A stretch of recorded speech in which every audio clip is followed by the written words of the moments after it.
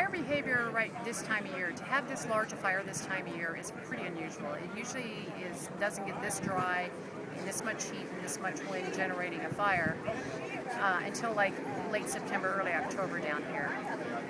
The fire behavior was such yesterday that it drove it over the top of a mountain and it started going down the side. There's only one ridge between the fire right now and Idyllwild. Idyllwild is part of a group called the Mountain Area Strategic Task Force. We worked with the sheriff and the local fire chief and said that this is our projection of how fast the fire could get here.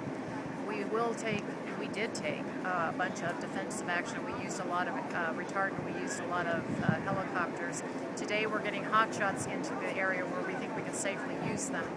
We're doing everything we can to prevent it from coming down into the drainage and up the next ridge into Idyllwild. However, the weather is such that the column is bent over at the top and could possibly drop embers to the west of the fire, which would threaten this community. So by having everybody out of here in a safe manner, it gives us room to maneuver, gives us time to put in some defensive moves.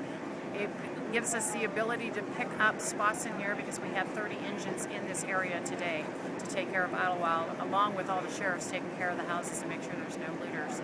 And we're doing everything we can to defensively hold it so that we can get folks back in here very rapidly.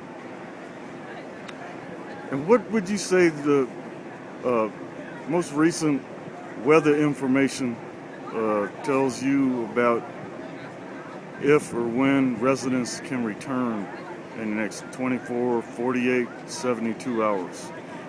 It's more than weather that lets us decide whether we can have folks come back in. Because it's so dry, the fuels right now are also a factor in how fast this fire is moving.